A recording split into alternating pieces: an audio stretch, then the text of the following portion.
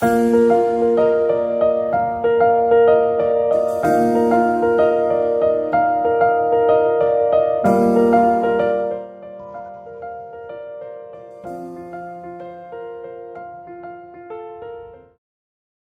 días a todos y bienvenidos a este webinar.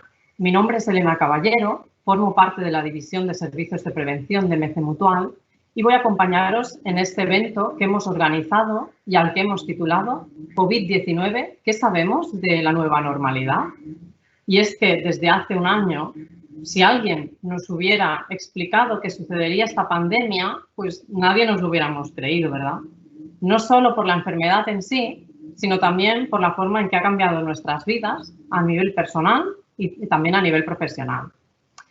En el ámbito laboral, durante la alerta sanitaria y también en la nueva normalidad, nos habéis hecho muchas consultas, las empresas mutualistas, sobre cómo afrontar esta situación y qué medidas implementar. Por este motivo, hemos recogido todas estas respuestas a las consultas que nos habéis hecho y las vamos a compartir con todos vosotros en este webinar para ayudaros en vuestro día a día a quienes estáis comprometidos con proteger la salud de los trabajadores. A continuación, van a intervenir dos compañeras de la División de Servicios de Prevención que han estado directamente asesorando a las empresas en materia de COVID.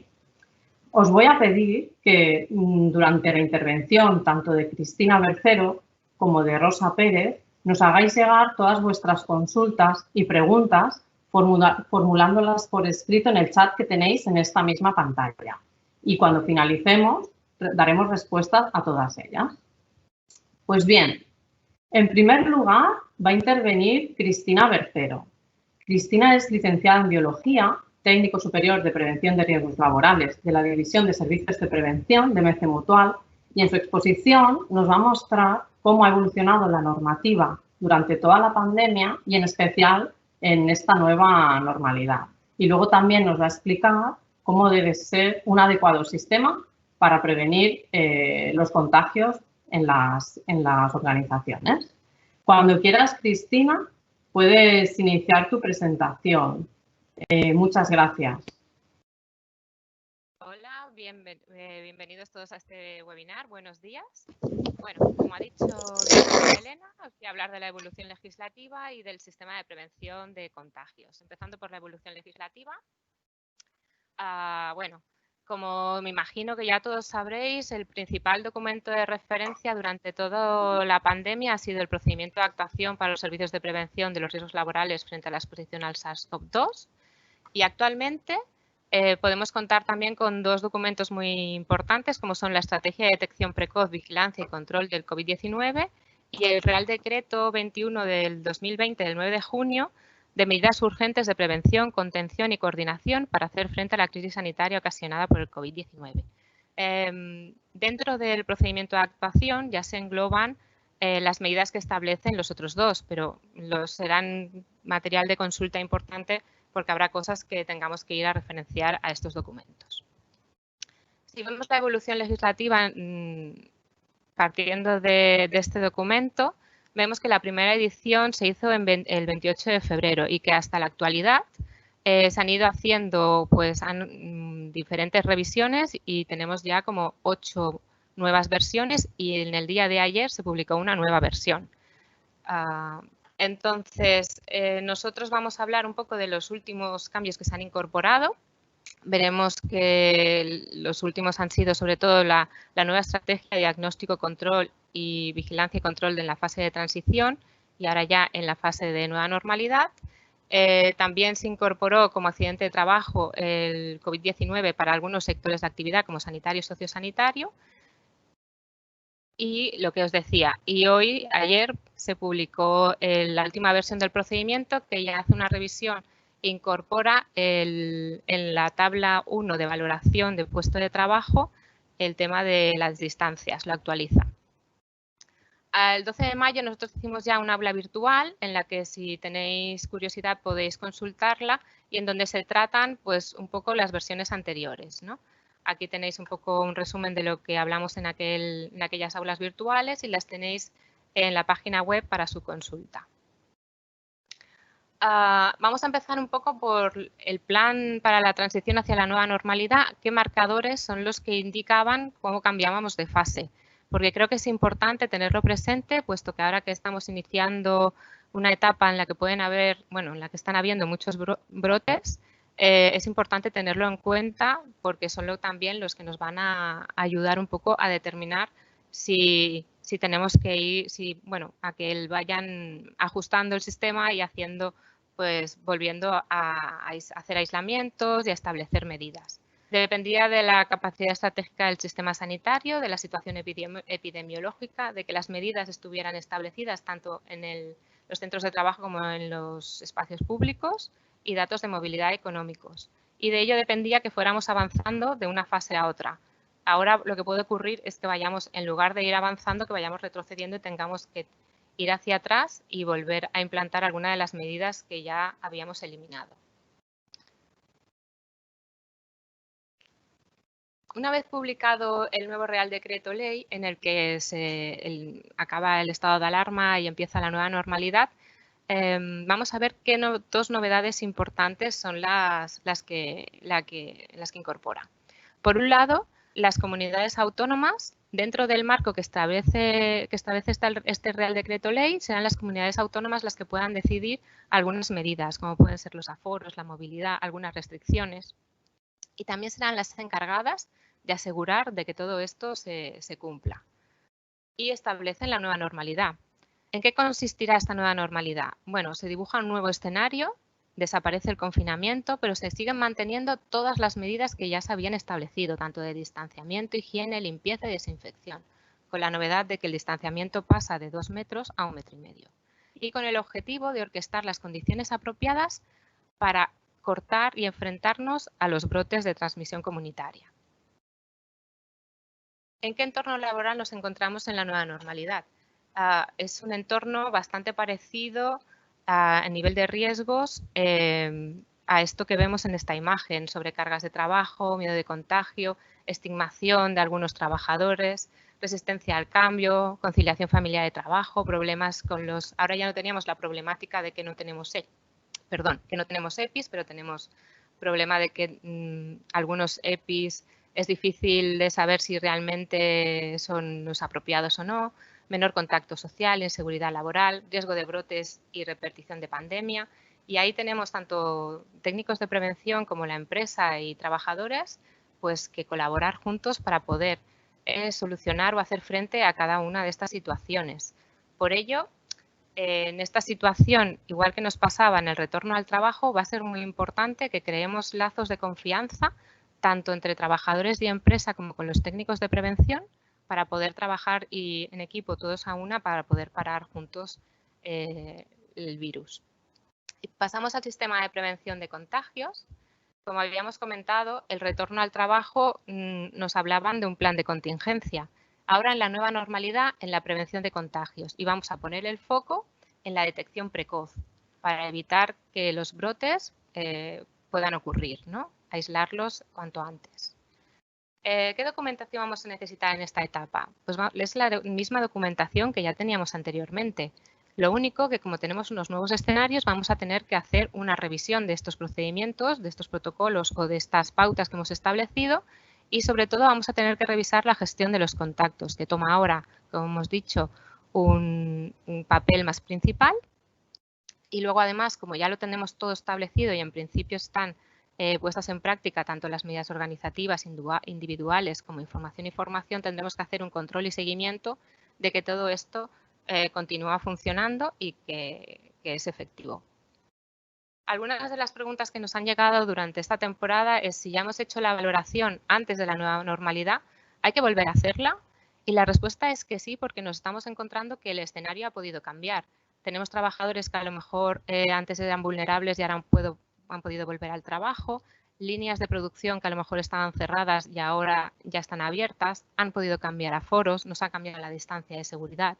Por lo tanto, tendremos que revisar que esa valoración continúa siendo correcta o hacer una revisión por si hubiera podido cambiar algo. Y la tabla de valoración que utilizamos para hacer la tabla que utilizamos para hacer esta valoración sigue siendo ¿Válida? Pues sí, tenemos las mismas tablas, las tablas no han cambiado. Vamos a hablar nosotros a continuación, pero sobre todo de puestos de trabajo no sanitarios, y vamos a ver la tabla. Antes hablábamos que teníamos 3 escenarios de exposición y que la mayoría de los trabajadores no sanitarios se englobaban entre los puntos 2 y 3 de exposición de bajo riesgo y baja probabilidad de exposición, y ahora en esta nueva normalidad la mayoría se van a englobar en baja probabilidad de exposición. Y esta es la misma tabla que teníamos antes. Han actualizado lo que decíamos, la distancia de seguridad, y dependiendo de si el trabajador puede mantener esta distancia de seguridad o no, pues vamos a establecer qué escenario de riesgo es en el que se encuentra el trabajador y si tiene contacto o no con casos sospechosos o confirmados, ¿vale? Entonces va a ser principalmente sectores sanitarios, sociosanitarios y algunos otros, pero principalmente estos. Y cada valoración o cada resultado de valoración nos va a tener una serie de requerimientos. En la baja probabilidad de exposición no va a ser necesario el uso de EPI, pero puede ser que sí que sea necesario el uso de mascarilla. Y en la valoración de bajo riesgo será necesario el uso de EPI y la valoración establecerá qué EPI es el que necesitamos. Al igual que en la valoración cuando sea exposición de riesgo, que en función de si se pueden producir aerosoles o salpicaduras se determinará qué equipos de protección individual son necesarios. En las medidas organizativas y técnicas y medidas individuales, una pregunta frecuente es si es necesario mantener un registro de todos estos productos y equipos que se proporcionan a los trabajadores. En principio, no hay obligación ninguna de registrarlo, pero siempre decimos que es muy recomendable tener registro de todo ello para poder demostrar que hemos puesto a disposición de los trabajadores estos equipos y que hemos hecho todo lo necesario. Hay una excepción a este caso y es cuando hablemos de equipos de protección individual, porque entonces están enmarcados en la Ley de Protección de Riesgos Laborales y en esos casos sí que será necesario tener un registro, ¿vale? En el resto, en lo que son geles hidroalcohólicos, mascarillas quirúrgicas o higiénicas, que no son equipos de protección individual, no hay obligación. ¿Pero por qué lo recomendamos?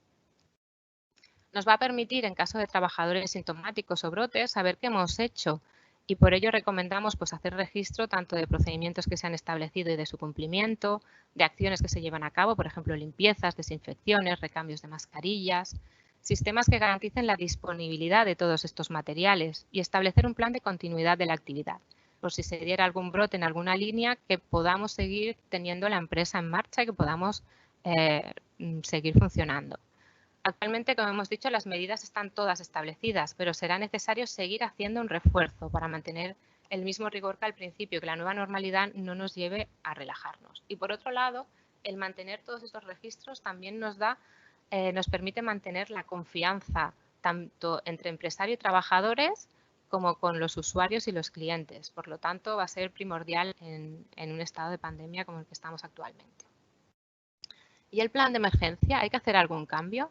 Evidentemente nos ha cambiado mucho el escenario en el que se hizo inicialmente el plan de emergencia de la empresa.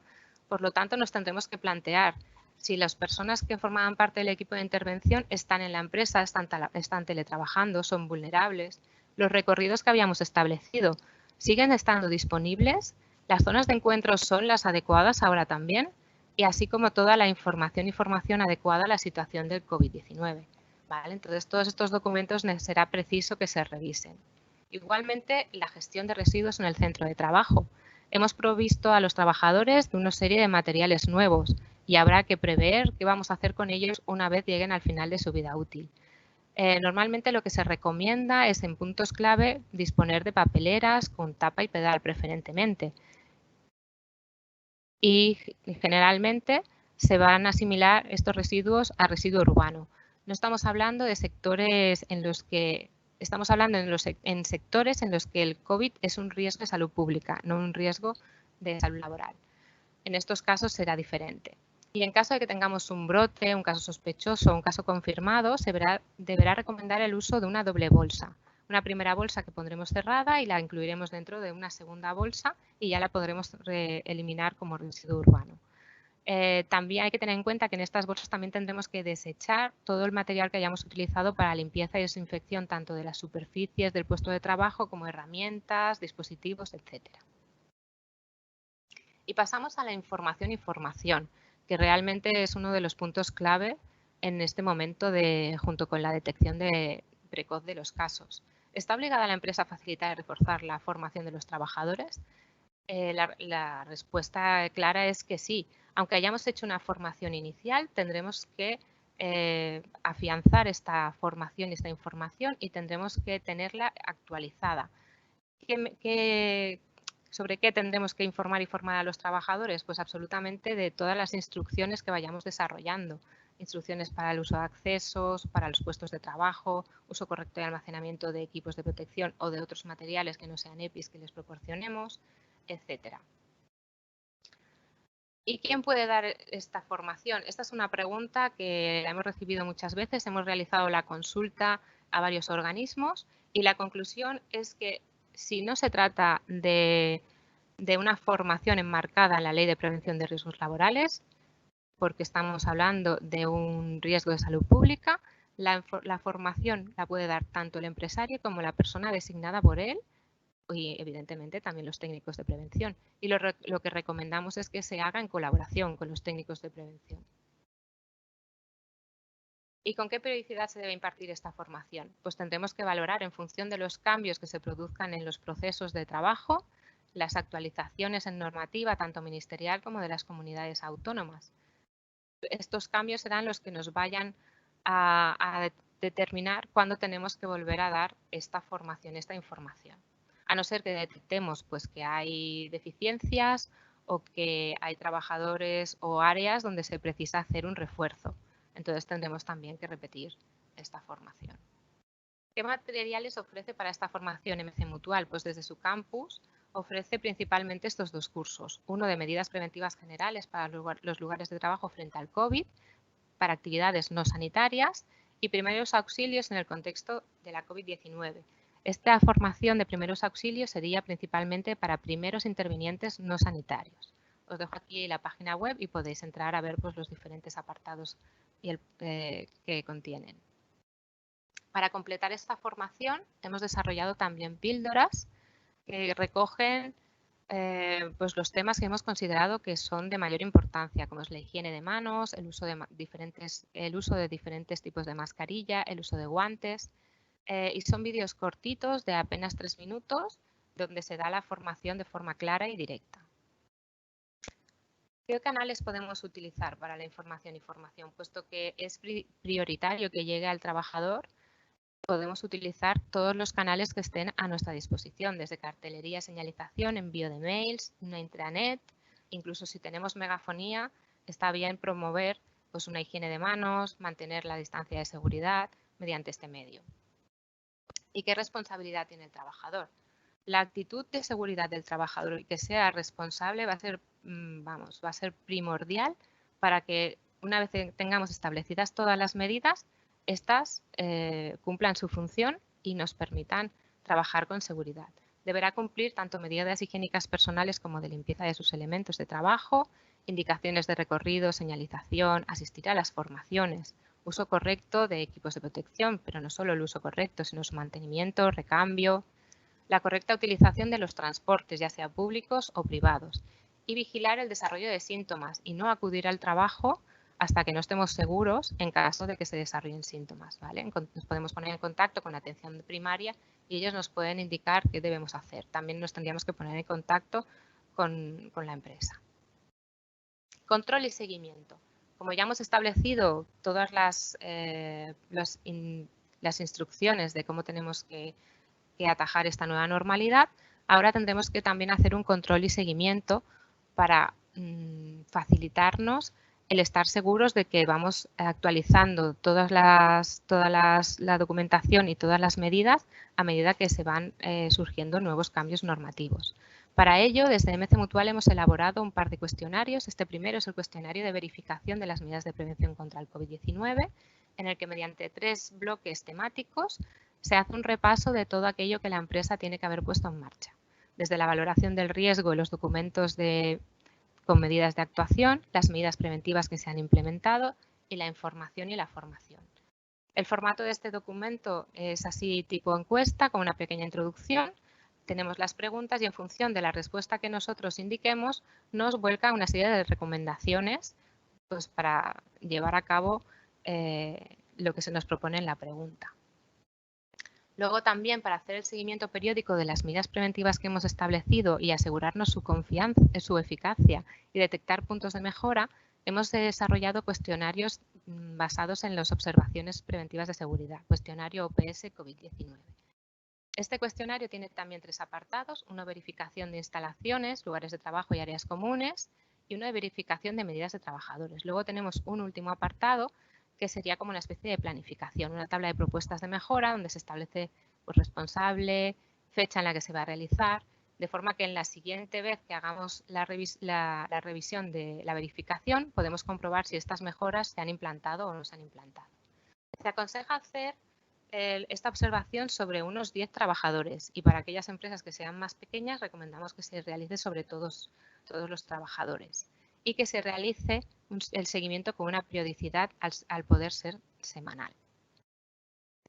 Ambos encuestas o cuestionarios de valoración los tenéis disponibles en la página web de MC Mutual en el apartado de coronavirus en la sección de recursos preventivos. Son los 2 primeros documentos, así que nada más acceder a recursos preventivos ya los tendréis, ya los veréis.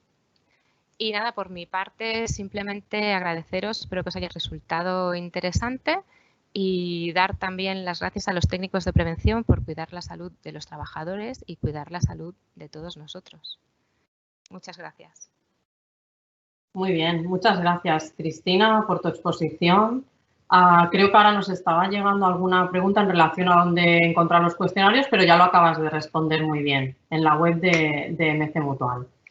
A continuación, va a iniciar su intervención Rosa Pérez. Ella es enfermera del trabajo y técnico de prevención de riesgos laborales de la División de Servicios de Prevención de MC Mutual y en su exposición nos va a describir cuáles son las actuaciones sanitarias que podéis llevar a cabo en vuestra empresa y todas las medidas complementarias para prevención de contagios, así como desinfección. Rosa, cuando quieras, nos puedes compartir tu presentación.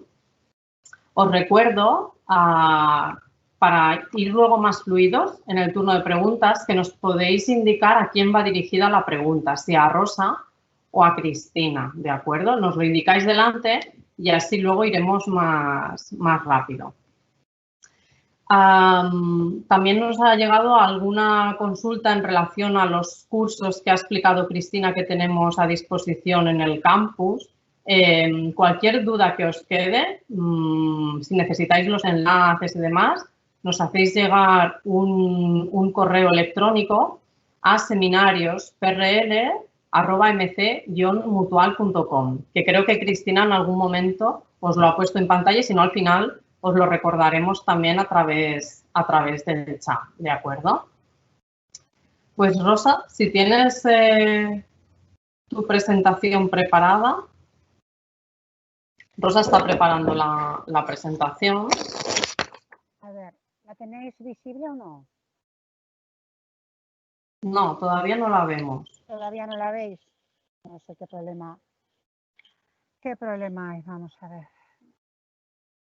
¿Le has dado a compartir tu pantalla? Sí, sí. ¿Y tienes el PowerPoint abierto? Sí. Pues vuelve a repetir la acción. Deja de compartir y vuelve a realizarlo. No te preocupes. Empezamos de nuevo.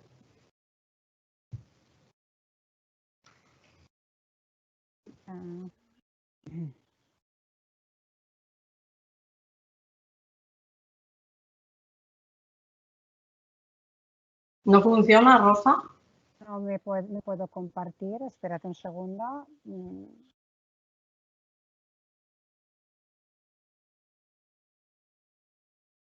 ¿No te sale la barra para compartir, Rosa? Espérate un segundo, porque, espera,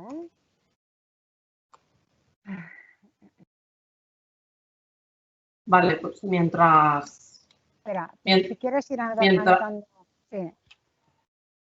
Bueno, mientras Rosa nos comparte su presentación, os recuerdo que este webinario lo estamos grabando y cuando finalice en los próximos días lo pondremos a vuestra disposición en la web de Mutua y en el canal de YouTube. Por lo tanto, si os suscribís en el canal de YouTube de Mutua, pues os llegará el aviso para poderlo visualizar o compartir con quienes queráis.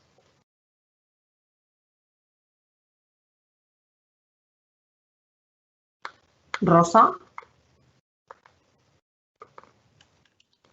Bueno, si no podemos hacer otra cosa, la compartimos otra, Cristina. Si tú tienes la presentación de Rosa, ¿la podemos poner en pantalla? No la tengo. Disculpad, que lo habíamos preparado y ahora Rosa se ha desconectado. ¿Rosa? Vale, igual es que está teniendo problemas técnicos. Mientras vuelve Rosa, voy a recordaros otros temas. Vamos a hacer tiempo hasta que vuelva. Aprovecho para deciros que en la web de Mutua vamos a ir publicando los próximos eventos. Está previsto que, bueno, ya sabéis que a raíz del coronavirus hemos tenido que anular todos los seminarios y jornadas presenciales, con lo cual la idea es que después del verano podamos retomar todos estos eventos en formato online. Y ya os iremos avisando a las empresas mutualistas y a los que estéis interesados igualmente también, ¿de acuerdo? Elena, si quieres, mientras se puede conectar o no, Rosa, si quieres, si hay alguna de las preguntas, podemos ir solventándolas. Vale. Rosa se acaba de conectar y ahora vemos la presentación de Rosa. Vale, perfecto. Vale, gracias, Cristina. Vamos a ver. Hola, buenos días. Lamento los problemas técnicos, pero claro, es lo que tiene el teletrabajo cuando tienes poca cobertura.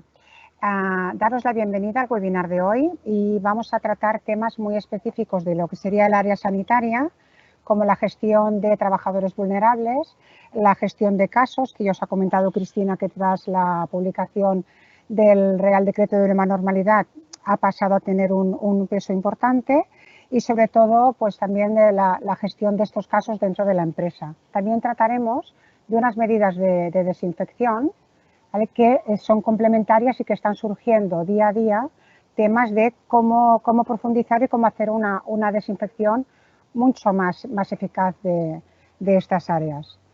Bueno, como actuación sanitaria, comentaros pues que el servicio sanitario de los servicios de prevención tiene que hacer una gestión de los trabajadores vulnerables, ¿no? Hace razonable que tras la aplicación o la llegada a la nueva normalidad se vuelva a reevaluar a estos trabajadores en función del riesgo de transmisibilidad, ¿no? Esto va a implicar la finalización de procesos de IT de trabajadores especialmente sensibles, pero no de los sensibles que ya teníamos contemplados antes, que no están dentro de este cajón de especial vulnerabilidad, sino de aquellos casos que se hayan considerado especialmente vulnerables ante lo que sería el estado de pandemia.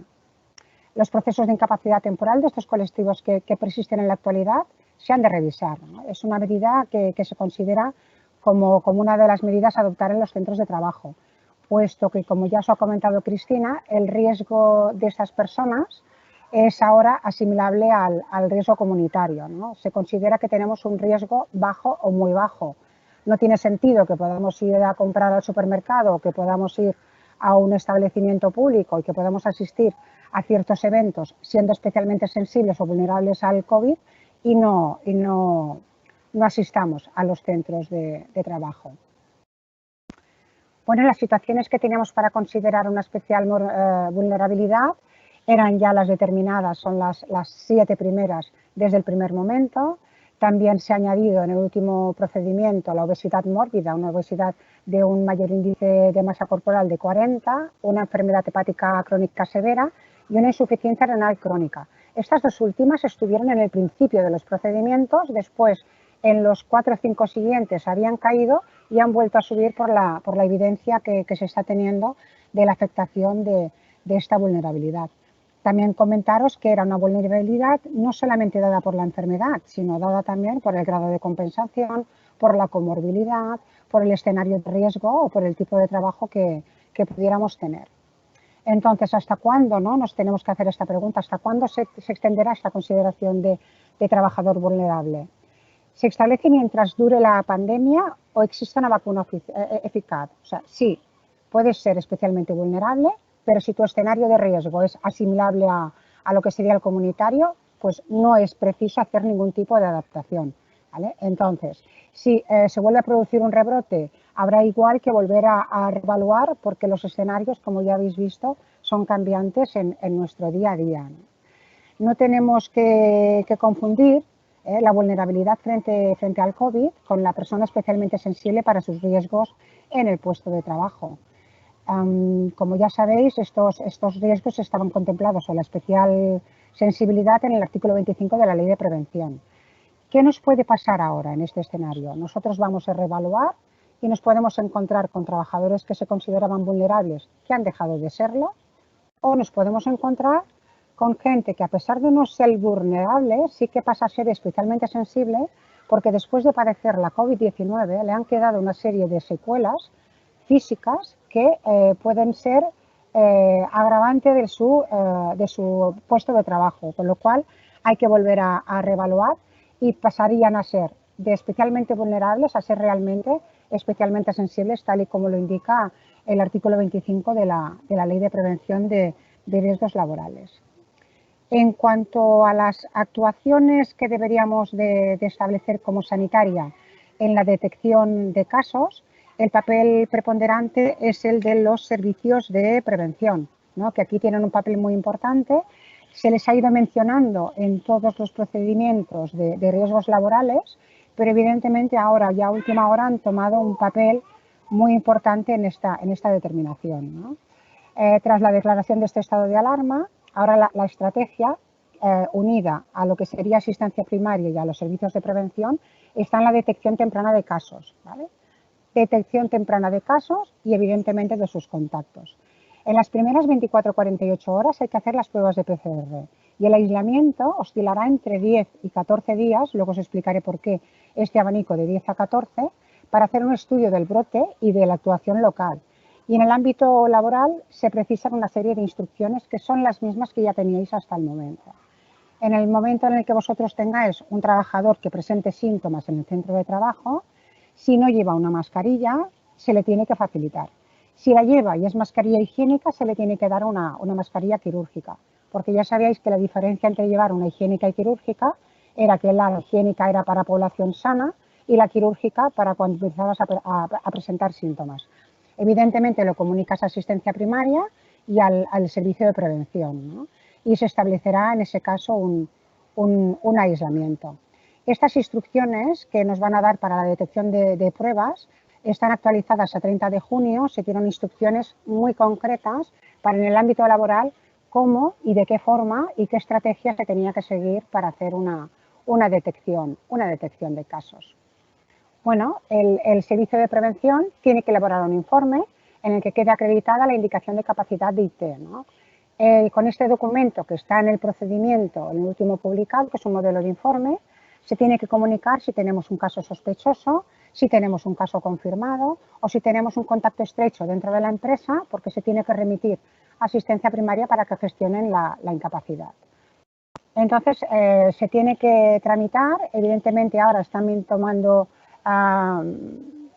importancia las mutuas colaboradoras con Seguridad Social, pero solamente las mutuas tienen que gestionar esta incapacidad en el caso de que el contacto sea laboral, ¿vale? Y sea muy determinado en un riesgo en un ámbito hospitalario. Con lo cual se tiene que derivar a asistencia primaria en todas aquellas empresas que no sean de ámbito sanitario.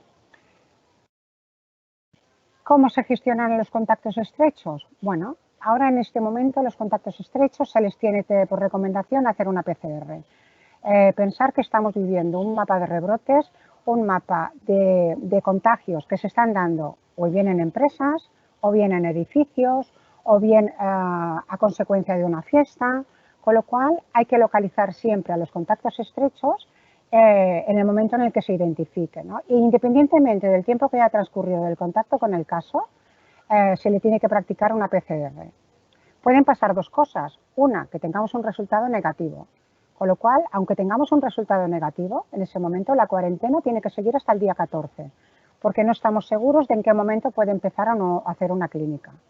También como opción se puede repetir una PCR a los 10 días, por esto el aislamiento era entre 10 y 14, puesto que si a los 10 días del último contacto tenemos una PCR negativa, se finaliza la cuarentena. Bueno, este contacto estrecho que tenemos en la empresa nos puede dar un caso positivo, o sea, una PCR positiva, con lo cual deja de ser un contacto estrecho y pasa a ser un caso confirmado. Evidentemente, igual que el caso confirmado, tiene que hacer un autoaislamiento inmediato y una búsqueda de contactos, pero es que en este caso ya es la búsqueda del contacto estrecho del primer caso. Pensar que es una cadena de transmisión que en este papel, pues luego os explicaré también una figura muy preponderante y muy importante que nos va a determinar la localización de estos contactos, que los hacen en asistencia primaria con vigilancia epidemiológica, pero también ahora se ha dejado caer en los servicios de prevención que tienen un conocimiento también muy cercano del número de trabajadores, de procesos de trabajo que le puede dar directamente la empresa. Entonces, claro, vamos a aclarar también que hay ciertas dudas sobre la determinación y el hacer pruebas, ¿no? Estamos viendo por televisión PCR masivo a todo el mundo. No, vamos a hacer test masivos a los trabajadores. Bueno, hay que explicar que la detección de casos se tiene que hacer la PCR siempre. Siempre tiene que haber una sospecha de infección, ¿vale? Y hacer una PCR u otra técnica de diagnóstico que pudiéramos tener que fuera adecuada en las primeras 24 horas. ¿No? Las muestras que se recomiendan siempre son de exudado, ¿no? Orofaringio, nasofaringio. Y lo que sí que hay que explicitar es que no cualquier persona puede hacer esta toma de muestras. O sea, es una técnica muy específica que nos puede dar lugar a resultados dudosos o a resultados negativos cuando en realidad no lo son, con lo cual es una técnica que se tiene que hacer con mucha formación y mucho mimo, ¿no? Si esta PCR nos da negativa y realmente la persona sigue con un abanico de síntomas, hay una alta sospecha clínica, pues vamos a repetir la PCR a las 48 horas, ¿no? Con una nueva muestra. Puede ser o bien que la primera muestra no estuviera bien tomada o bien que realmente dé la cara 48 horas después, ¿no? Con lo cual vamos a hacer esta determinación. Si nos continúa siendo negativa y han transcurrido varios días y hay inicio de síntomas, a ver, pensemos que los síntomas no es únicamente fiebre, no es únicamente que te ahogues, no es únicamente que tengas un malestar general. Sabéis que ahora el abanico se ha extendido, o sea, va desde sarpullidos, problemas digestivos, dolores de cabeza. Ahora realmente hay un abanico muy amplio y entonces están incluso comentando que si no tienes aquellos estrellas, ¿no?, que estaban considerados como la fiebre, la disnea, pues igual teniendo 2 o 3 de aquellos otros que no sean igual de graves, pues se considere ya como una causa de sospecha, ¿eh? Entonces, si esta segundo PCR realmente no nos da una foto, realmente lo que tendríamos que plantearnos es hacer una detección de IgM, que son los anticuerpos, ¿no?, que empezamos a fabricar 5 o 7 días después del contagio. Pero siempre tiene que ser no por un test rápido de estos de las tiritas, sino con una extracción de sangre que son muchísimo más precisas. En cuanto a los test rápidos, ¿no?, que al principio, venga, test rápidos, todos con el test rápido, ¿no?, para hacer, incluso se propuso en muchas empresas y vieron muchas empresas que las empezaron a implantar, ¿no? La OMS lo que nos recomienda es que solamente se tienen que aplicar en determinadas situaciones y estudios, ¿no? Es una detección rápida de antígenos o anticuerpos, pero evidentemente no te van a diagnosticar, no te van a dar la foto de una infección aguda. Tampoco la serología tipo ELISA, tampoco una muestra de sangre, ¿no? Con lo cual, por sí solas, nunca van a estar recomendadas ni nunca nos va a dar una foto de realmente un diagnóstico de fase aguda de enfermedad. Siempre el diagnóstico va a ser en una combinación, ¿vale?, de diversos tipos de pruebas que a nivel médico pues, nos tienen que ir valorando y recomendando en función de los resultados que nos vaya dando cada una de ellas, ¿no? Como conclusión, bueno, la conclusión es que un cribado serológico general, por ejemplo, que dijéramos, vamos a hacer un cribado a todo el mundo de la empresa, ¿no? Bueno, no es prioritario ni es recomendable, ¿no?, exceptuando aquellas situaciones de cribado que, por ejemplo, ahora también os hablaré del cribado que se ha hecho a nivel poblacional y que nos está dando una foto real de cómo estamos ahora en España. No nos permite identificar a las personas protegidas porque evidentemente, aunque nos dieran unos anticuerpos positivos, no sabemos la durabilidad de los mismos, no sabemos si estos anticuerpos realmente, la cantidad que tenemos, nos va a proteger, con lo cual esta fotografía pues nos quedaría un poco distorsionada. Hay una baja probabilidad de detectar personas con infección aguda. Si tenemos un caso de COVID y hacemos un test serológico y nos coge en un periodo ventana que ni para ti ni para mí, no nos va a dar idea. O sea que siempre vamos a tener que confirmarlo, ¿no? Un positivo casi siempre es positivo, pero un negativo no nos lo debemos de creer. El nivel de precisión es esto, de un 80%, varía entre un 64 y un 80%, con lo cual nos puede dejar 1 de cada 5 personas con un resultado negativo, con lo cual deberíamos de confirmarlo siempre con una PCR. El estudio de seroprevalencia que acabamos de tener noticias y que salió ayer, nos dice que se han detectado que la población, o sea, unos anticuerpos, digamos, protectores, pero que no sabemos si son protectores, en un 5,2% de la población. Y que un 14% de personas que tenían anticuerpos positivos hace 6 semanas, mes y medio, en este momento ya no los tienen, o sea, ya no tienen anticuerpos. Además, esto ocurre sobre todo en personas que son asintomáticas, que las han enganchado para hacer este test de seroprevalencia, de gente que ha manifestado que no ha tenido ningún tipo de síntoma o que ha tenido síntomas leves. Con lo cual, puede ser que esta disminución de los anticuerpos de memoria protectores, no sabemos hasta cuándo, pues nos aparezca o nos desaparezca de esta manera. Y por el contra, también personas que eran negativas en el segundo cribado han positivizado en este. O sea que hay tantas incógnitas que realmente vamos avanzando, vamos aprendiendo día a día y que no podemos decir, porque donde hoy digo blanco, mañana digo que es de color beige, ¿no? Con lo cual, también existen dudas ahora, ¿no? Y es en la protección de anticuerpos. Puedes no tener anticuerpos, pero sí que puedes generar una inmunidad celular, ¿no? Ahora están estableciendo estudios en los cuales tú puedes tener una inmunidad celular, unas células asesinas que haces, bloqueas y eliminas el virus, pero que no se detectan por los estudios serológicos. Realmente tampoco son fáciles de detectar y es una ventana abierta pues a lo que sería el futuro de no por tener anticuerpos negativos, probablemente igual no estemos inmunizados, pero ya os digo, esto es una foto diferente. ¿Es aconsejable que hagáis PCR a todos los trabajadores en la empresa? Bueno, en el momento actual no se aconseja, ¿no? Fuera de determinadas estrategias de cribado, por ejemplo, dentro del sistema sanitario, pues para hacer una detección precoz entre contactos en poblaciones vulnerables o en el contexto de brotes, o como ahora se están detectando también muchos casos a la hora de te vas a operar de alguna cosa, evidentemente te piden un PCR 3 días antes y ahí ya detectan un caso, ¿no? Ese caso detectado ya lleva a la búsqueda de los contactos de este caso que hemos detectado sin síntomas al asistir al hospital. Con lo cual, las PCR se deben de enmarcar, tal y como recomienda Sanidad, dentro de un contexto muy determinado, ¿no? Con lo cual, iremos haciendo caso a todas las recomendaciones que nos den, ¿no? Y ya para aclararos, pues cómo se clasifican los casos. Un caso sospechoso, pues aquella persona que tiene síntomas, ¿no? Hasta que tengamos un resultado de PCR. Un caso probable, pues una persona con una infección respiratoria aguda grave, ¿no? Que además tenga unas placas compatibles, ¿no? Las placas de pulmón tienen una imagen muy determinada de fibrosis pulmonar, o sea que es fácilmente identificable, pero que tienen un PCR negativo. Es lo que os digo, que el PCR puede negativizar, ¿no? Entonces, se tiene que aislar, evidentemente, hasta que no tengamos una PCR positiva, ¿no? Y se tiene que hacer en los casos sospechosos una búsqueda de contactos ya previa hasta tener la confirmación de 2 días antes de la manifestación de síntomas de este caso sospechoso. El caso confirmado, bueno, ya lo sabemos, el que tiene una infección activa, un PCR positivo. O un criterio de una persona que es sospechoso, que tiene un PCR negativo, pero que le hacemos una IgM y es positiva. O una persona asintomática con un PCR positivo y una IgG, que serían los anticuerpos, que no se le hayan hecho que sea negativa. También tenemos, en estos casos, hay que hacer un aislamiento mínimo de 10 días y buscar contactos.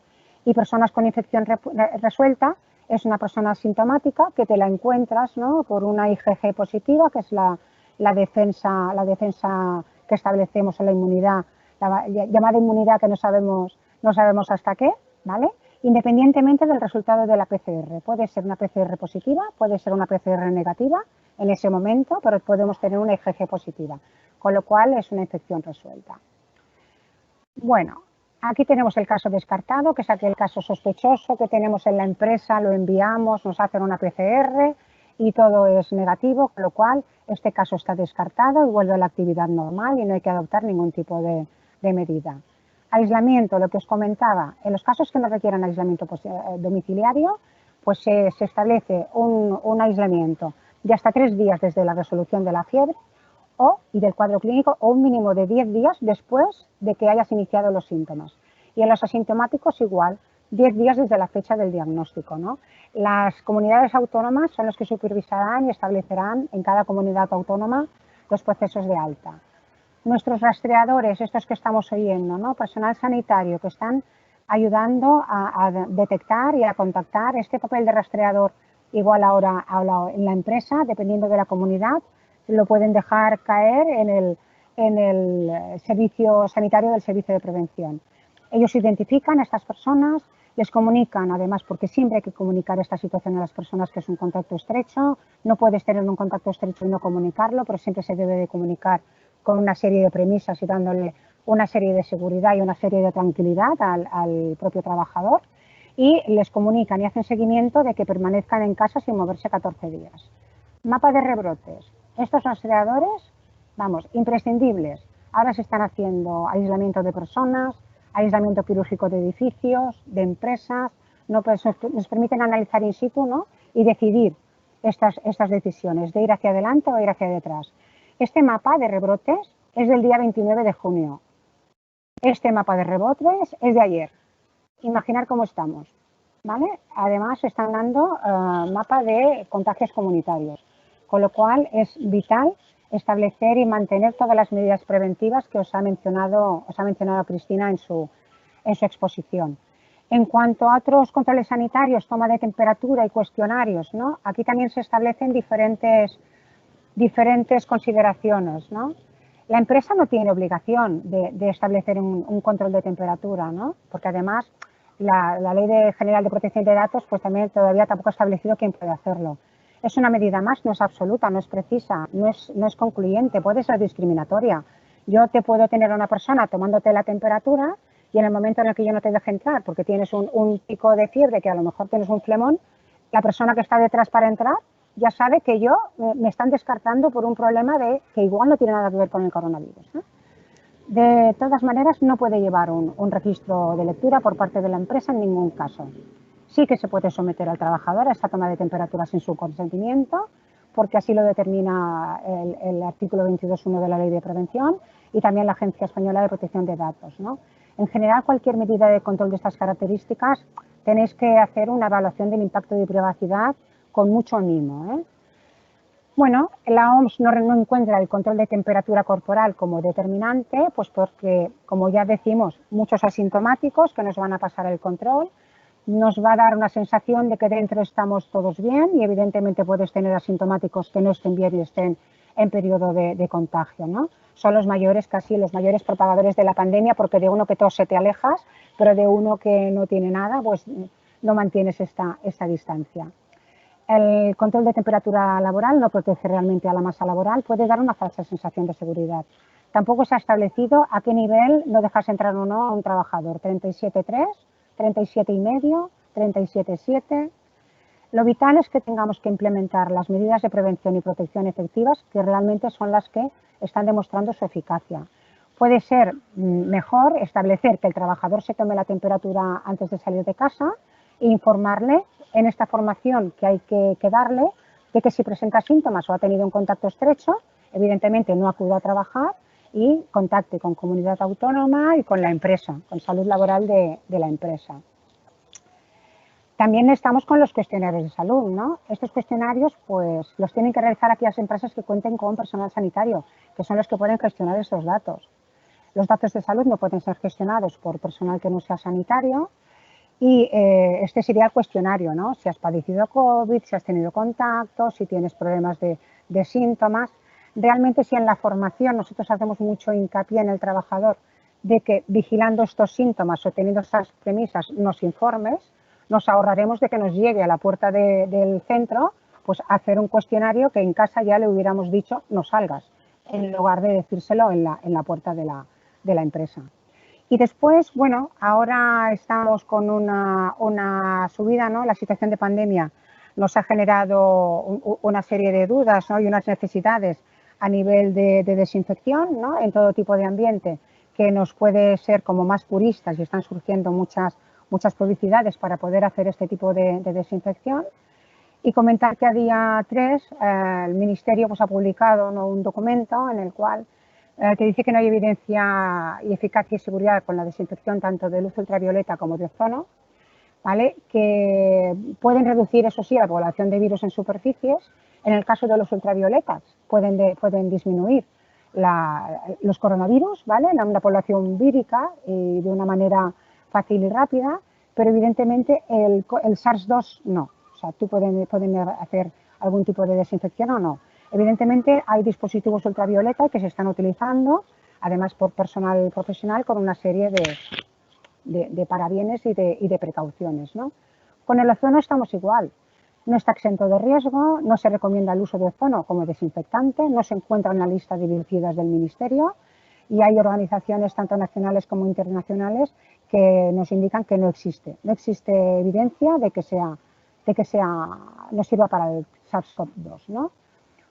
Por último, hablaros de que la radiación ultravioleta está identificada como potencialmente cancerígena, pero que en un uso normal de fuentes de rayos ultravioleta, en los conductos de recirculación de aire, o las que se utilizan en desinfección de agua, o en las que realmente están adecuadas por la especificación de la norma UNE, que ha salido a raíz de esto para verificar que todos los aparatos de ultravioleta cumplen con una normativa de seguridad para su aplicación y que tiene que ser aplicada por personal profesional que cumpla pues, con todas las medidas de precaución. Como conclusión, bueno, la medida más eficaz ya la tenemos. Una desinfección de virus, bacterias y hongos siempre va a ser todas las medidas preventivas que tengamos, la limpieza con detergentes y desinfectantes que son los biocidas autorizados por el Ministerio de Sanidad, aprender la diferencia de higienizar, que es eliminar la suciedad e impurezas de superficie y que nos podemos llevar algún tipo de germen, pero que evidentemente la desinfección con productos químicos para matar gérmenes en superficies nos va a disminuir mucho más el riesgo de infección y sobre todo estar atentos a las fichas de datos de seguridad de cualquier tipo de producto que nos va a hacer tanto las medidas de emergencia por inhalación, por contacto o por salpicadura, siempre y cuando además nos pongamos los EPIs que nos pueden recomendar para la aplicación de estos productos. Yo como reflexión final os quería comentar pues esto, los rebrotes que estamos teniendo, la distancia social, lo importante que es. Tenemos que mantenerla, no nos tenemos que relajar. Estamos en una nueva normalidad que no es normal. Que las medidas más importantes, fuera de todas las planificaciones y todas las estrategias que hagamos, distancia, higiene, etiqueta respiratoria, uso de mascarilla. Es más, uso de mascarilla, yo creo que debemos de estar a la puerta de que nos la pongan como obligatoria en todo momento, por el hecho de que no hay una sensibilización o hay un mal uso de la misma. Además, una limpieza y desinfección, una correcta ventilación de los centros de trabajo. Daros las gracias por la atención que habéis prestado. He puesto esta transparencia aquí porque yo soy pro mascarilla y veo que en el mundo se está manejando esto. Es una barrera importante de propagación comunitaria. Te proteges tú y proteges al que tienes delante. Es la mascarilla solidaria. Gracias. Muy bien, muchas gracias, Rosa. Entonces, en este momento, si os parece, vamos a iniciar la ronda de preguntas. Nos están llegando diversas preguntas en relación a dónde encontrar los diferentes materiales que ha explicado Cristina en su intervención. Entonces, todos estos materiales, ahora os pondremos el enlace también en el chat, están en la web de MC Mutual. Tenéis allí un banner en la cabecera que os indica dónde está todo el contenido relacionado con COVID-19. Y cuando entréis en aquel banner, tenéis diferentes secciones y una de ellas es en relación a recursos preventivos. En esa sección de recursos preventivos para el COVID-19 encontraréis tanto los cuestionarios de control y seguimiento que ha explicado Cristina, como las píldoras con indicaciones para trabajadores sobre cómo colocarse y retirar adecuadamente la mascarilla, lavado de manos y otros aspectos. Hay unas 20 píldoras en general. Estas píldoras también están subidas en el canal de YouTube de MC Mutual, con lo cual si entráis directamente en YouTube, incluso os podéis suscribir para cada vez que añadamos un vídeo nuevo os llegue el aviso. Entre ellos esta grabación del webinario, que como os he comentado antes, lo pondremos a disposición también en la web de la Mutua y en el canal de YouTube, ¿de acuerdo? Vamos a ir leyendo las preguntas que nos habéis enviado en el chat y que estamos publicando, ¿de acuerdo? Bueno, la de los cuestionarios la acabamos de contestar y hay una pregunta que es en relación a si adaptamos las salas de formación a una distancia de 1,5 metros entre asistentes, al ser personal externo, ¿es obligatorio el uso de mascarilla? ¿O al respetar la distancia de 1,5 metros no sería necesario? ¿Nos puede responder esta pregunta, Cristina?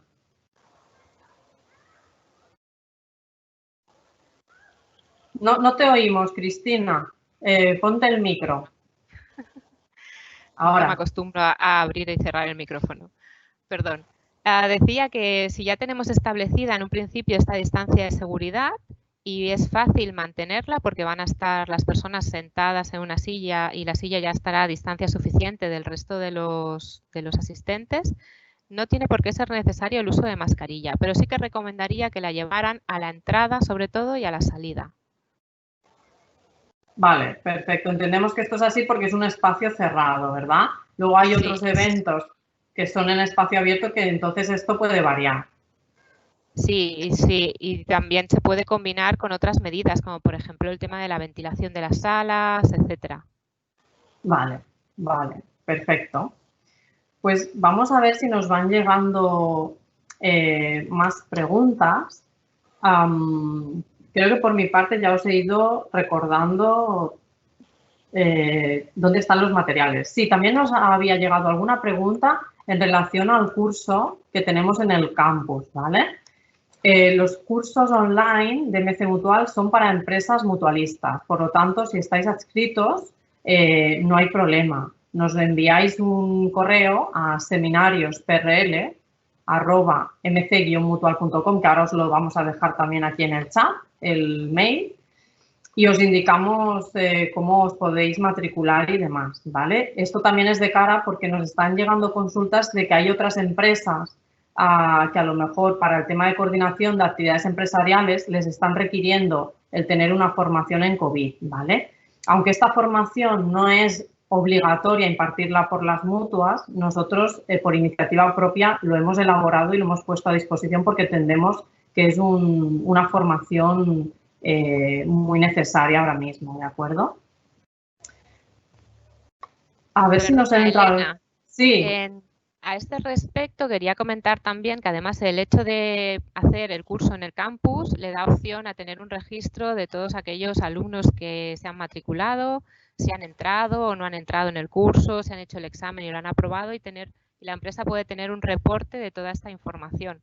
Por lo cual, con lo que comentábamos de que es importante tener un registro de todo lo que estamos haciendo en la empresa, este sería un registro más que le podemos facilitar mediante los cursos de MC Mutual.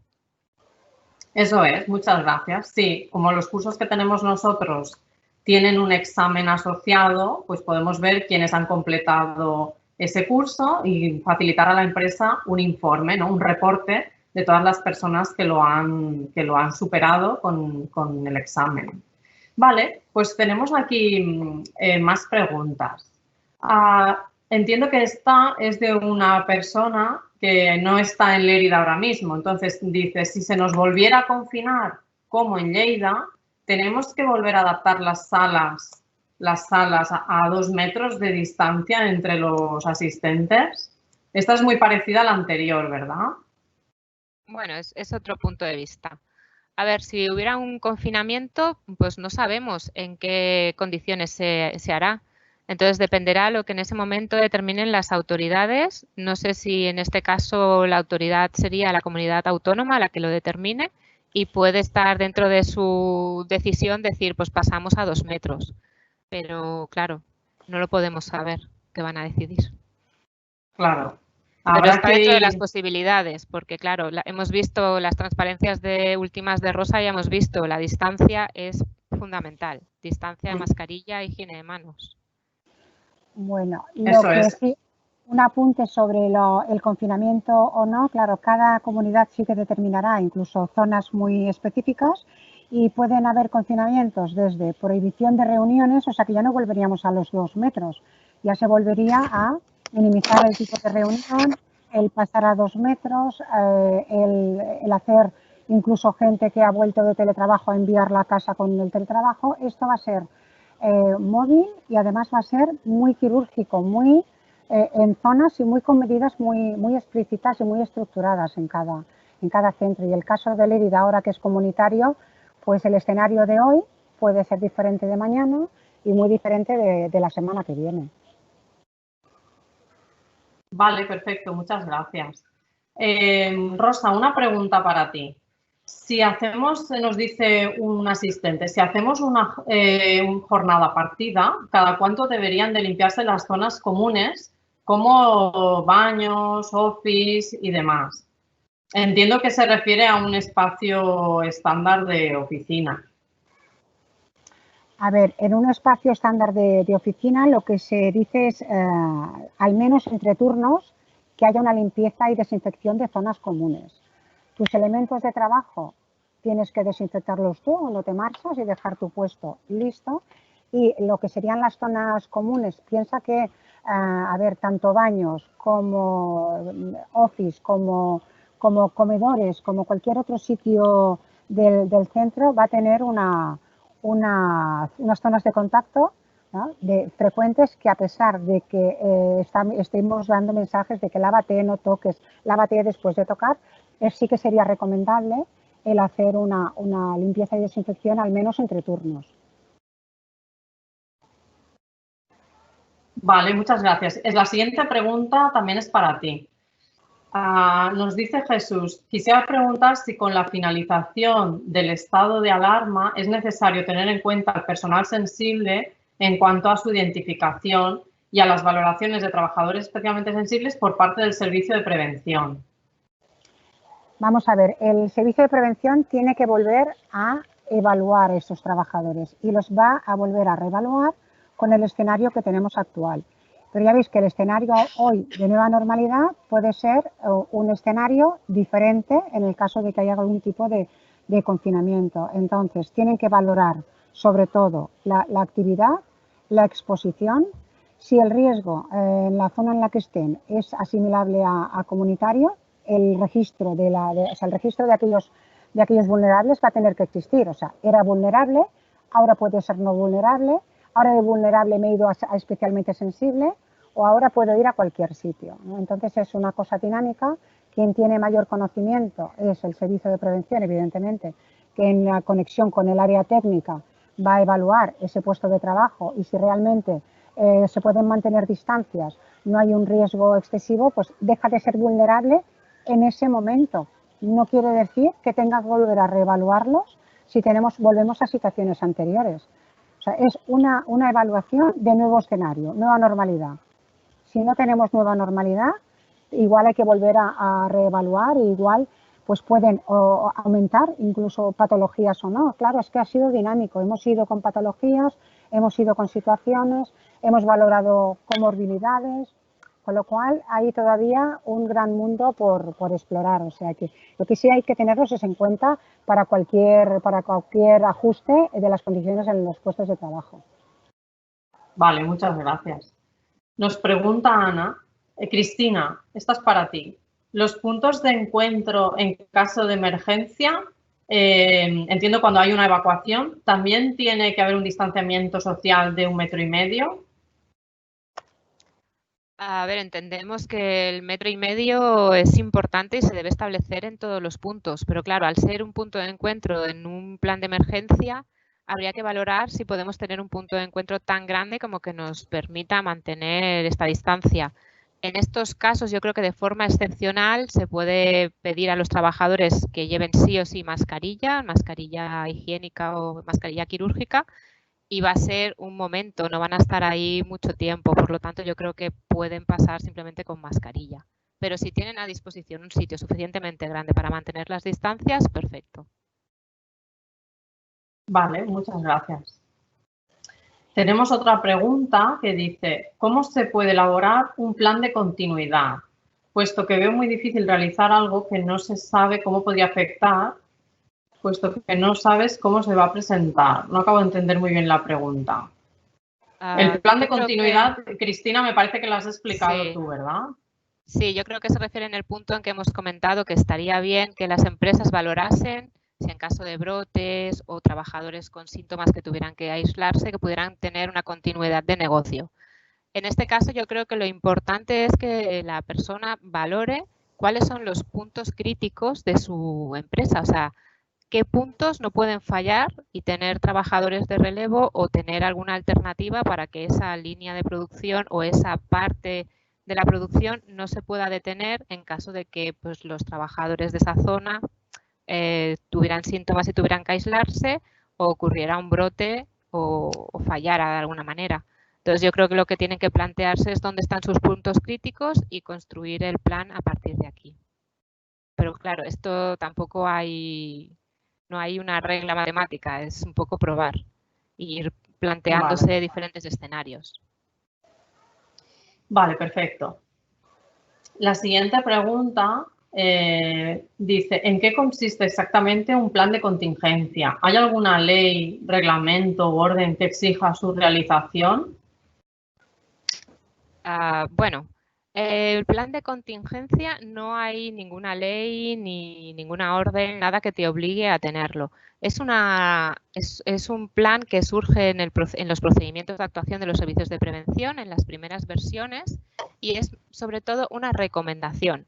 Al final no se trata tampoco de elaborar grandes documentos, sino de recoger todas aquellas instrucciones, medidas, todo aquello que vayamos a implantar en la empresa, documentarlo y recogerlo todo junto en un documento que puede ser un dossier, como que puede ser una carpeta de ordenador, para tenerlo a mano, recogido, para poder revisarlo cuando cambien las situaciones y poder ponerlo a disposición de quien sea necesario, pues para comprobar que hemos realizado las cosas como se tenían que hacer y que hemos implantado en la empresa todas las medidas que eran necesarias.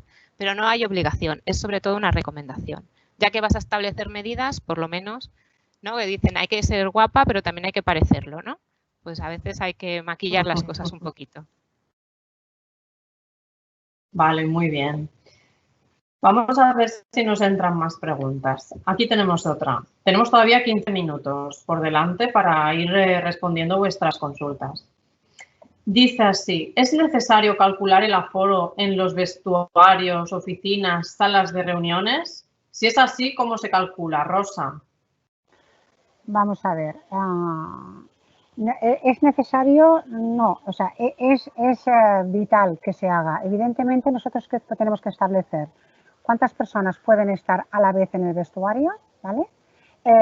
Con una separación de 1,5 metros mínima, con lo cual de ahí eran las medidas organizativas para establecer igual entradas de cada 5, cada 15 minutos de una manera escalonada para evitar la coincidencia en los vestuarios. Tú tienes que tener una distancia mínima, igual hasta el caso de que podrías establecer, cambiar incluso armarios de gente coincidente, es decir, yo me cambio en esa taquilla y si tendría que estar con mi compañero que tiene la de al lado, a esa persona, si entramos juntos, asignarle 3 o 4 taquillas más lejanas. Siempre se tiene que garantizar una distancia, a no ser que en el caso de que estemos un poquito más cerca, o sea que el llevar mascarilla no quiere decir que tengamos que estar encima de la persona, sino que debería de haber una distancia mínima de 1 metro, pues entrar ya con la mascarilla. O sea, claro, la mascarilla que es el plan B de la distancia, siempre y cuando la lleves, la tengas a disposición y la utilices bien. El aforo se tiene que calcular tanto del lugar de trabajo, de la línea de producción, de los comedores, en las entradas, en las salidas, siempre hay que calcular un aforo. Vale, La siguiente pregunta también es para ti. Dice, ¿qué se considera un contacto estrecho? Y pregunta si los compañeros de trabajo se consideran automáticamente contactos estrechos. Vamos a ver, el contacto estrecho, según la última versión que ha habido, que nos han incluido incluso personas con avión, es todas aquellas personas sanitarias que presten cuidados a un caso con síntomas y que no tengan una protección. O aquellos contactos, tanto en reuniones como en centros como en lugares, que se mantenga a menos de 2 metros por más de 15 minutos. Aquí hay una disparidad del 1,5 metros y los 2 metros. Estamos considerando distancia segura 1,5 metros y estamos diciendo que un contacto estrecho se produce a menos de 2 metros. También estamos tratando el contacto estrecho de la misma manera que se trataba al principio, que era contacto estrecho porque nadie llevaba mascarilla, claro. Ahora se está implantando la barrera, con lo cual un contacto estrecho. Si yo estoy en una oficina y yo en una oficina de 10 personas, estamos 4 y tenemos una distancia de más de 1,5 metros entre nosotros, que no hace falta que usemos mascarilla, ¿vale? Tenemos los 2 metros, no es un contacto estrecho. Un contacto estrecho se produce cuando tienes un trabajador cerca, ¿vale? Ahora se establecen los 2 metros, con lo cual el trabajador que tengas a tu lado a 1,5 metros se considerará un contacto estrecho hasta que el caso que tenga los síntomas sea confirmado. Entonces, el estrecho es el que se está ahora haciendo una valoración muy rápida. Gracias a Dios tenemos los test, ¿no?, que antes no teníamos, para evitar la propagación. El contacto estrecho. Y también si viajas en avión, que esta ya también la pusieron porque estuvo primero en avión, luego la quitaron, luego la pusieron, los que están en un radio a 2 metros de donde tú estás sentado, a pesar de que sea obligatorio el uso de mascarilla y a pesar de los filtros EPA que llevan los aviones, que nos están diciendo que viajamos con seguridad. Vale, y la siguiente pregunta está relacionada con esta, que además yo lo estaba pensando ahora, y es que en un espacio de trabajo, si los trabajadores habitualmente utilizan mascarilla y hay protocolos de desinfección y demás, si hay un caso positivo, en estas circunstancias, ¿hay que aislar a los contactos estrechos? A ver, si estos contactos estrechos están a menos de 2 metros del trabajador, el ministerio no explicita que lleves mascarilla o que no lleves, habla solamente de distancia. Si estás a menos de 2 metros, estrecho. Lo que pasa es que, claro, tienes una menor posibilidad de realmente haber sido contagiado por la persona que presenta síntomas en ese momento, que si no, ¿vale? O un trabajador que te llame y te diga, oye, que no voy porque tengo síntomas. Claro, la empresa tiene que buscar qué contacto estrecho ha tenido ese trabajador, realmente para informarle de la posibilidad de contacto estrecho, para iniciar o no, comunicado con el servicio de prevención, el aislamiento, en tanto se confirme el caso de la persona que presenta síntomas compatibles. O sea, todo es una especie de cadena. Si estás a menos de 2 metros durante más de 15 minutos, ya tienes la consideración de contacto estrecho. Vale, están entrando muchas preguntas para Rosa ahora mismo. Dios mío. Todos los contactos. Bueno, vamos a intentar responder las máximas posibles en estos 10 minutos que nos quedan. La siguiente pregunta, Rosa, dice, tengo un trabajador de baja por riesgo COVID. Entiendo que a lo mejor es por sospecha, porque no pone que esté confirmado. Derivado por el servicio de prevención. Si ahora estamos en la nueva normalidad, ¿podría trabajar? ¿O cómo se puede determinar esto? De momento sigue de baja. A ver, es que si está de baja porque ha pasado la enfermedad, evidentemente hay que revisar y hay que hacer una PCR e incorporar al trabajador si es que lo tiene de baja por caso de COVID, que lo dudo. Probablemente tenga una IT por especial vulnerabilidad, en la cual a partir del día 21 había que reevaluar a todos estos trabajadores. O sea, es el servicio de prevención quien tiene que, con un impreso que tienen en los procedimientos destinados a ello, de ver si le puede dar el alta adaptándolo o si realmente con la nueva normalidad no está justificado que siga de baja y se tramite el alta de manera inmediata, porque la especial vulnerabilidad tuvo su foto en su día, Ahora la foto es totalmente diferente. Y lo que sí hay obligatoriedad, y sobre todo por consignas tanto de primaria como de lo que es el Estado en general, de ver esa magnitud, porque también se mandaron muchos trabajadores de baja de IT por especial vulnerabilidad, incluso sin haberlos valorado. O sea, fue que viene el lobo, tengo una patología, aunque no tuviera comorbilidad, no estaba compensado, pero quien lo sabía que estaba compensado, y se derivaron para bajas. Con lo cual, esto hay que verificarlo y hay que tramitarlo, investigarlo y, sobre todo, si puede seguir y hay que adaptarlo. Dudo que no pueda seguir en un ámbito que no fuera sanitario, porque siendo sanitario también se le puede adaptar el puesto de muchísimas formas, que no sea una incapacidad eterna. Claro. De acuerdo. Tenemos una pregunta, Rosa, también para ti, de Fernando, que nos dice que tiene personal de asistencia a domicilio y socorristas que se consideran, por tanto, del ámbito sociosanitario, y nos dice si deben asistir a mutua en caso de presentar síntomas. A ver, en caso de presentar síntomas, lo primero, creo que lo que está derivado y quien debe de derivar tanto a mutua o al sistema de salud es el servicio de prevención, porque son ellos los que pueden discriminar si evidentemente este contacto, ¿vale?, es para mutua o es para asistencia primaria en un momento determinado. Entonces, claro, ellos dicen presentan síntomas, pero en una presentación de síntomas tienes que tener muy claro y valorar qué medidas de protección llevabas, qué contacto has estado. O sea, es mucho más un escenario a valorar muchos factores, ¿vale?, que yo lo remitiría directamente al servicio de prevención, a mi área de vigilancia de la salud. Ellos tienen más información de las que pueda tener primaria o de las que pueda tener la mutua, y ellos pues realizar la derivación que consideren a valorar después, claro. Pero la investigación, vale, en este caso, la investigación, si tengo síntomas, a la mutua no, tienen que ir a asistencia primaria, que es quien les va a hacer los PCRs. O sea, la mutua de accidentes de trabajo no hace PCRs. Se tiene que ver si ese caso es, no es, y si lo es, de dónde es. O sea, que es como un abanico, un puzzle, ¿no?, que tiene que encajar todo muy bien. Pero las PCRs de manera inmediata le está haciendo ahora asistencia primaria. Claro. Quizás esta persona se refiere que en el momento que detecte síntomas, a dónde tiene que derivar a los trabajadores. Entonces, Rosa dice que a la mutua no, porque en la mutua no podemos hacer los test. Es atención primaria, ¿no?, o vigilancia de la salud. O su vigilancia de la salud, que es quien le hará el impreso, ¿ves?, quien además hará después la contingencia, le enviará para baja de IT, o la propia asistencia primaria, quien gestionará de a quién le toca. Pero que tiene que ir siempre a primaria y al teléfono de su comunidad.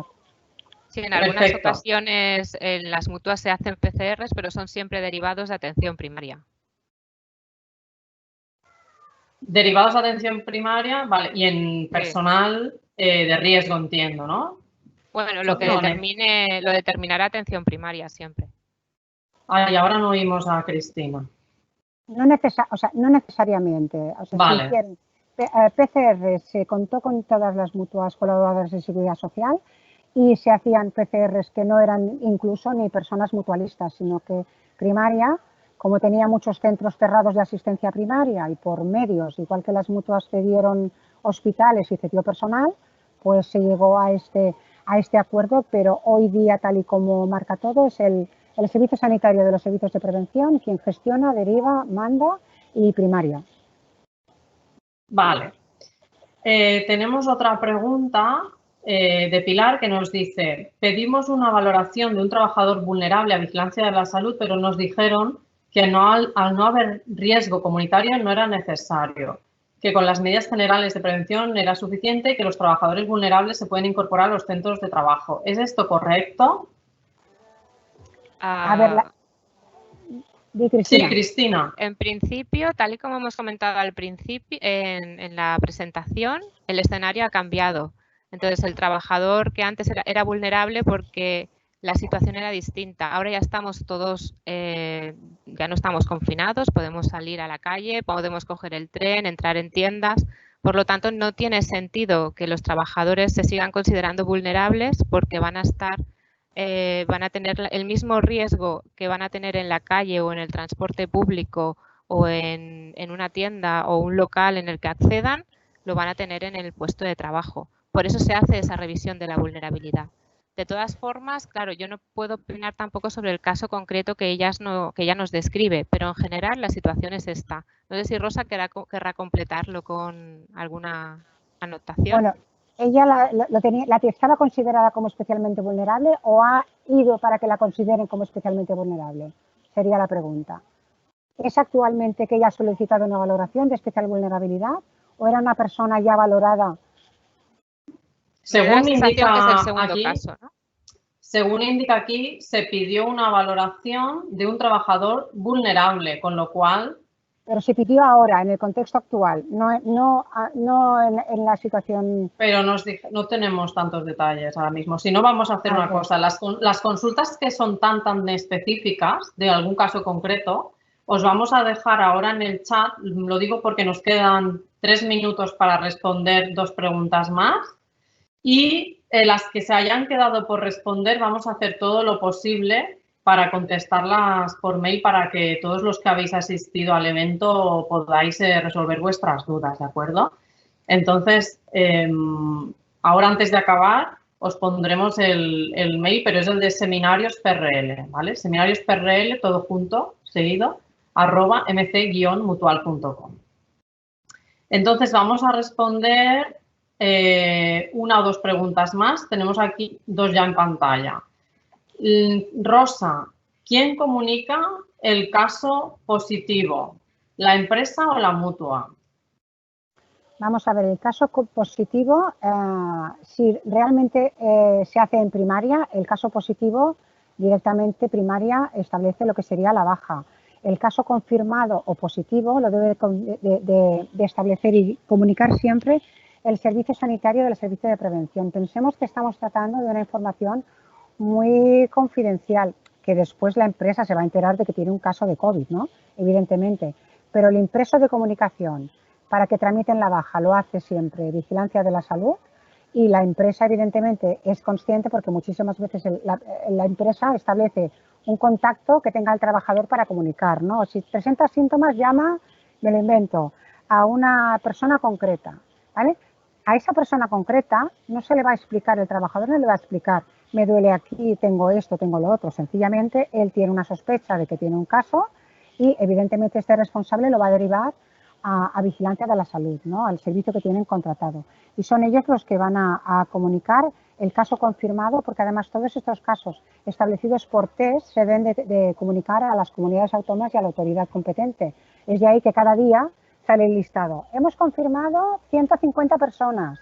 Pues esas 150 personas han sido confirmadas por test PCR y comunicadas a Sanidad.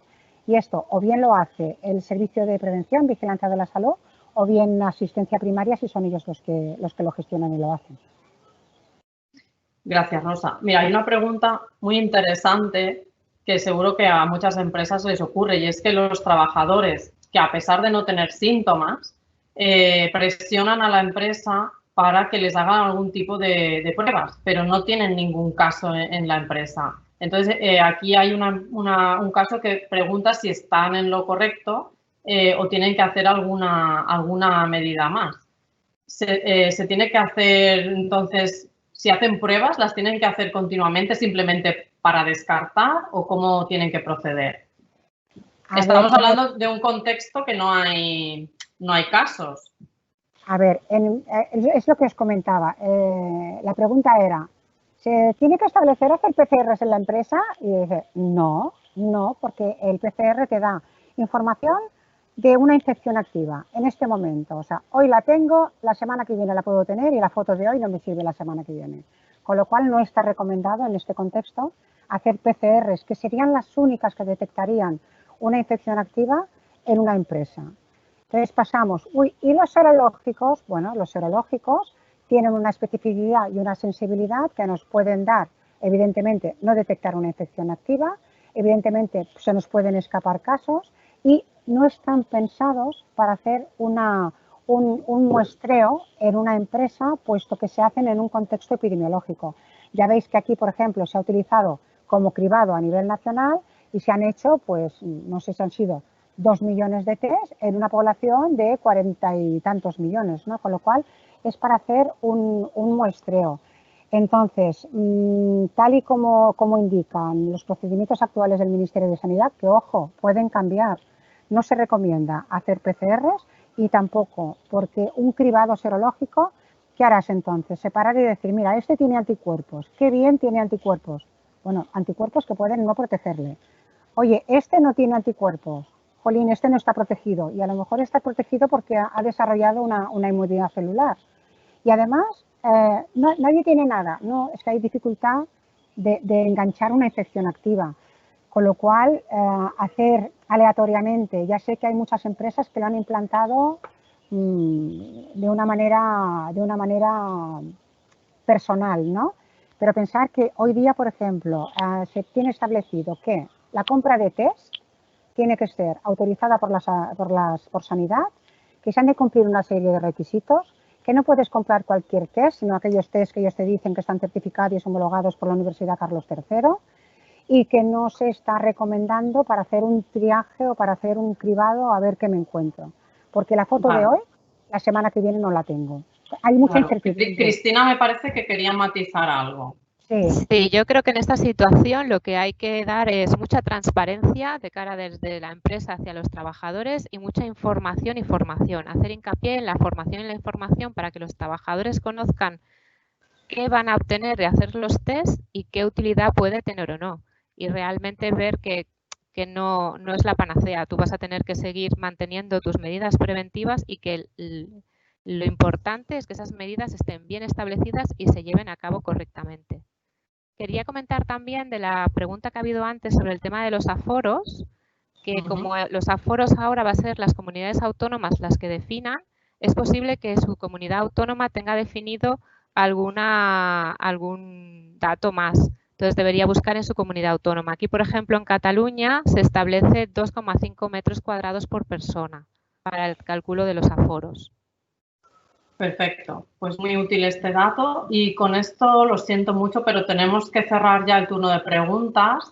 Tenéis ya aquí en el chat las preguntas que han quedado por responder y que no hemos podido publicar, el buzón al que nos podéis escribir para dirigirlas y haremos todo lo posible para responderos. Os recuerdo una vez más que este evento se ha grabado y en los próximos días lo pondremos a disposición por si lo queréis volver a consultar.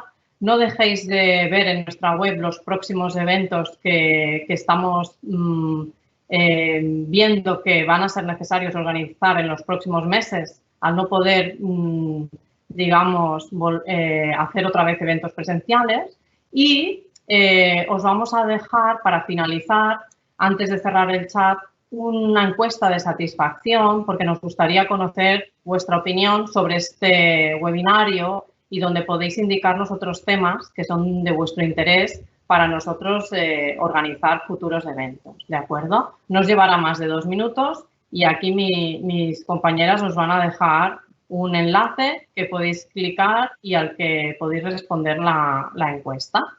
Y antes de cerrar, sí que quería daros las gracias a todos vosotros por el esfuerzo que estáis haciendo, por el compromiso compartido y porque todos en este momento pues tenemos una gran responsabilidad. Nos despedimos con un vídeo de agradecimiento en el que se muestran imágenes también de compañeros de clínica que, como algunos sabéis, ha sido un hospital COVID durante la alerta sanitaria. Os dejamos con el vídeo. Gracias de nuevo, un abrazo y hasta la próxima. Un saludo.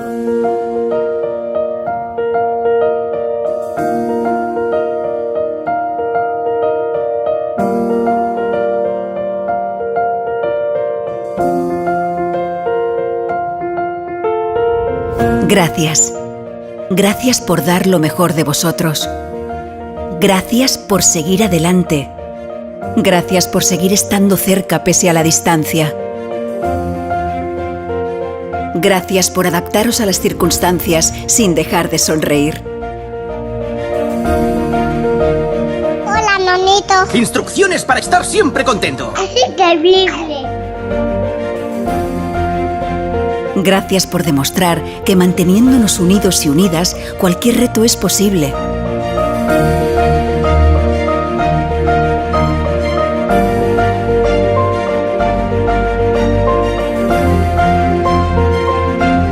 Gracias por un compromiso compartido, por vuestra entrega. Gracias por cuidarles a ellos, por ser su ventana al mundo, por darles el apoyo que necesitaban. Gracias a todos y todas por el esfuerzo. Gracias por hacerlo posible.